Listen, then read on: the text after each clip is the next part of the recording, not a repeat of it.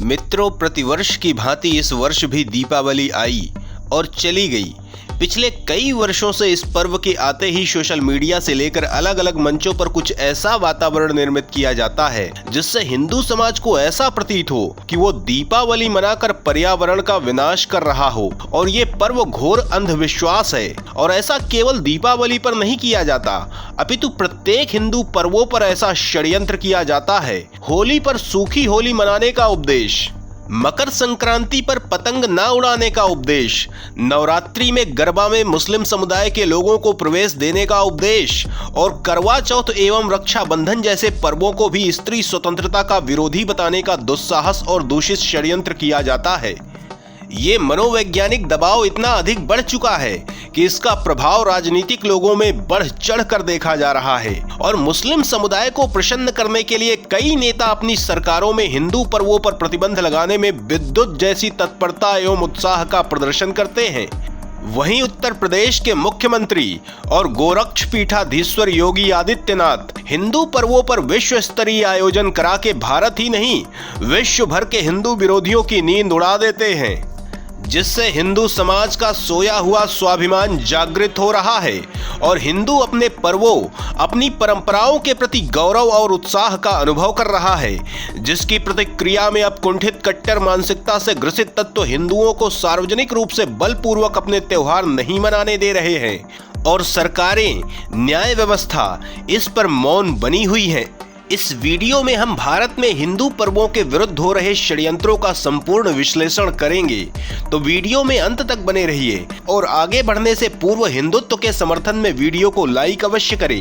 पंथ निरपेक्षता के नाम पर भारत में हिंदुओं का किया जा रहा था दमन, इफ्तार पर होता था सरकारी आयोजन और हिंदू पर्वों का होता था अपमान। भारतवर्ष में वातावरण तो इस स्तर तक हिंदू विरोधी हो चुका था कि कोई नेता हिंदू पर्वों पर बधाई देना भी उचित नहीं मानता था, जबकि यदि कोई बधाई देता भी था तो उसकी बधाई हिंदुओं को एक प्रकार की चेतावनी होती थी, जिसमें हिंदुओं को एक दिशा निर्देश बताया जाता था कि वो अपना त्योहार शास्त्रों के निर्देश के अनुसार नहीं बल्कि उनके अनुसार मनाए। फिल्म उद्योग में बैठे दाऊद इब्राहिम जैसे दुर्दांत राक्षस के चरण चूमने वाले म्लेच्छ कलाकार हिंदू समाज की आस्था, विश्वास और परंपराओं को निरंतर अपमानित करने का दुस्साहस कर रहे थे। वस्तुओं के विज्ञापन में भी इस मानसिकता को देखा जा सकता था, किंतु जब भारत में सत्ता परिवर्तन हुआ उसके पश्चात से सब कुछ परिवर्तित होने लगा। किंतु ये परिवर्तन अत्यंत व्यापक और आक्रामक स्थिति में तब हुआ जब उत्तर प्रदेश में भाजपा की पूर्ण बहुमत की सरकार बनने के पश्चात गोरक्षपीठाधीश्वर महंत योगी आदित्यनाथ को मुख्यमंत्री बनाया गया। मुख्यमंत्री योगी आदित्यनाथ ने भारतवर्ष को कुछ ऐसा दिखाया जिसके पश्चात स्वाधीनता के पश्चात प्रथम अवसर पर भारतवर्ष के हिंदुओं को ऐसा प्रतीत हुआ कि सरकारें उनकी परंपराओं का भी सम्मान कर सकती हैं। इससे पूर्व प्रधानमंत्री कार्यालय तक में रमजान के महीने में सरकारी पैसों से इफ्तार पार्टी का आयोजन करके मुसलमानों के वोट बैंक को पक्का करने का प्रयास किया जाता था। भारत के सारे राजनीतिक दल इस प्रक्रिया को अपना रहे थे।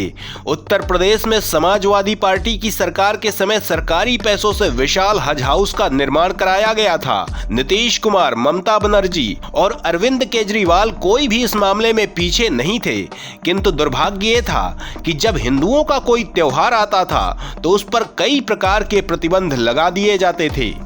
बकरीद जैसे पर्व जिनमें निरीह पशुओं को काटकर उनका मांस पकाकर खाया जाता है, उसे सौहार्दता का प्रतीक बताया जाता था, जबकि दीपावली और संक्रांति जैसे पर्वों को पर्यावरण के विरुद्ध बताया जाता था। तर्क दिया जाता है कि मकर संक्रांति में पतंगों से पक्षी आहत होते हैं, जबकि दीपावली के पटाखों से प्रदूषण और कुत्तों को समस्या होती है। ये कैसा घृणित षड्यंत्र है और कैसे मूर्खतापूर्ण और पक्षतापूर्ण तर्क हैं, स्पष्ट दिखाई देता है।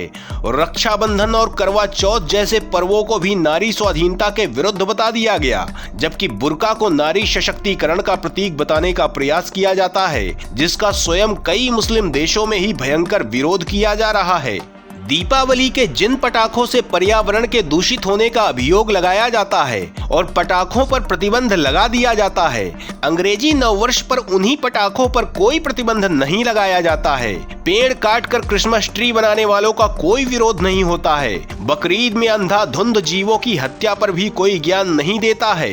ये सब कुछ मनमाने ढंग से चला आ रहा था कि 2014 में केंद्र में नरेंद्र मोदी प्रधानमंत्री बनते हैं, जो प्रत्येक हिंदू पर्व पर हृदय से बधाई देते हैं, जबकि स्वयं नवरात्रि जैसे पर्वों का आयोजन करते हैं, कन्या पूजन करते हैं, वहीं गौ पूजा भी करते हैं। मंदिरों में हिंदू परंपराओं के अनुसार वस्त्र धारण करके विधिवत पूजन करते हैं। केंद्र में भाजपा की सरकार बनने के पश्चात हज यात्रा के लिए दी जाने वाली आर्थिक छूट भी बंद कर दी गई, जबकि हज जाने वालों की संख्या बढ़ा दी गई। कई राज्यों की भाजपा सरकारें भी हिंदू परंपराओं को सम्मानित करने के लिए कार्य कर रही थी, किंतु पूर्व से बने तुष्टीकरण के वातावरण में स्पष्ट रूप से हिंदुत्व के पक्ष में कोई नहीं आ पा रहा था। यद्यपि ये परंपरा तो समाप्त हो रही थी कि कोई नेता हिंदू मंदिरों में जाने से ही बचे, किंतु उत्तर प्रदेश में योगी आदित्यनाथ ने मुख्यमंत्री बनते ही अयोध्या में दीपावली का भव्य आयोजन कराना प्रारंभ किया। अयोध्या, काशी और अनेकों तीर्थों का भव्य विकास किया गया। प्रतिवर्ष लाखों दिए जलाकर विश्व कीर्तिमान रचा जाने लगा। ऐसे विश्व स्तरीय आयोजन की एक झलक पाने के लिए विश्व भर के लोग लालायित होने लगे। काशी की देव दीपावली और अयोध्या की दीपावली विश्व भर में प्रतिष्ठित हो गई। कांवड़ यात्रा में जहां पूर्व में अनेक प्रतिबंध लगा दिए जाते थे, वहीं अब कांवड़ियों के लिए विशेष व्यवस्था की जाती है। हेलीकॉप्टर से उन पर पुष्प वर्षा की जाती है। तीर्थों का विकास किया जा रहा है और 500 वर्षों के पश्चात निर्मित भव्य श्री राम जन्मभूमि मंदिर में इस वर्ष 25 लाख से अधिक दीप प्रज्वलित कर विश्व कीर्तिमान स्थापित किया गया है। ये हिंदू जाति के लिए अद्भुत गौरव और सम्मान का क्षण है। और रक्षाबंधन में योगी सरकार माताओं बहनों के लिए बसों में निःशुल्क यात्रा की सुविधा देती है, जबकि मुख्यमंत्री स्वयं नवरात्रि में कन्या पूजन करते हैं और गौरक्ष पीठ के महंत होने के कारण वो स्वयं बहुत बड़े गौभक्त भी हैं।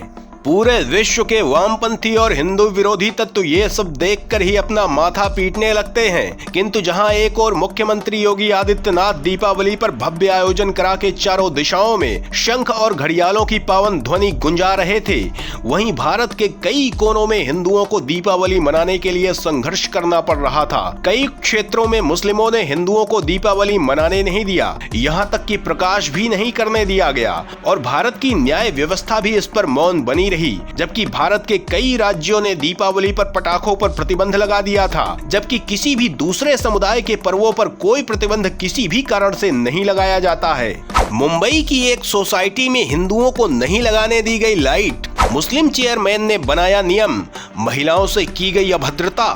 दीपावली और दूसरे हिंदू त्योहारों पर निरंतर षड्यंत्र किए जा रहे हैं और स्थिति तो अब ये भी आ चुकी है कि हिंदुओं के ही देश में हिंदुओं को ही अपना त्योहार नहीं मनाने दिया जा रहा है। महाराष्ट्र मुंबई, जहां भाजपा समर्थित सरकार है, वहां की एक सोसाइटी में हिंदुओं को दीपावली का त्योहार नहीं मनाने दिया गया। ये विषय नवी मुंबई के तलोजा सेक्टर 9 में स्थित पंचानंद सोसाइटी का है। इस सोसाइटी का चेयरमैन मुस्लिम समुदाय का है। उसने हिंदू परिवारों को दीपावली में लाइट नहीं लगाने दिया, जबकि बुजुर्ग महिलाओं के साथ अभद्रता भी की।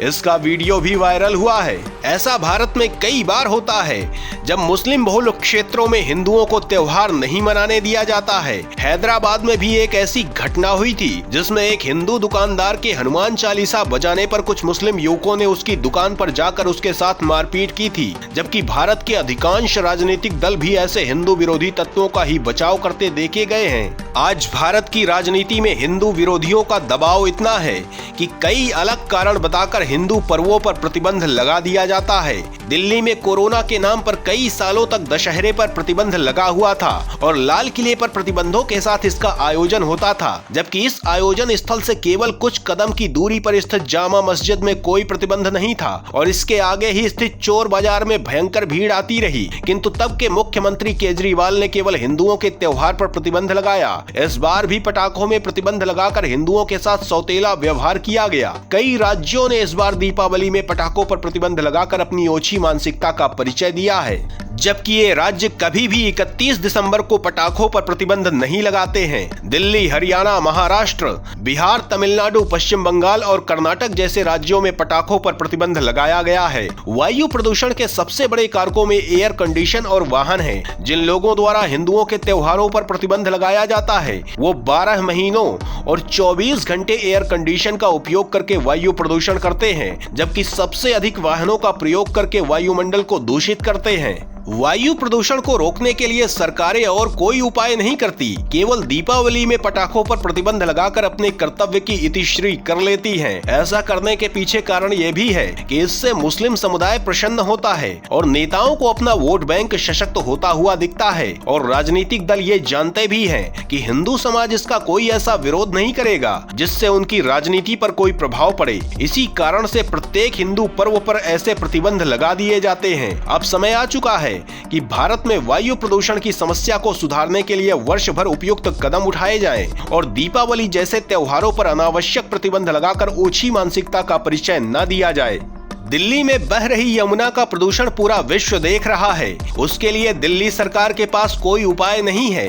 गंदे नालों को बंद करने की कोई योजना नहीं है। उद्योगों के दूषित जल को रोकने की कोई व्यवस्था नहीं है। बस लक्ष्य में केवल हिंदू त्योहार है, जिसके विरोध में समाज में रोष भरता जा रहा है और समाज ये समझ चुका है कि उनके त्योहारों पर अनावश्यक उपदेश देने वाले अंततः चाहते क्या है। तो मित्रों, इस विषय पर आपका क्या कहना है, कमेंट में अवश्य बताएं।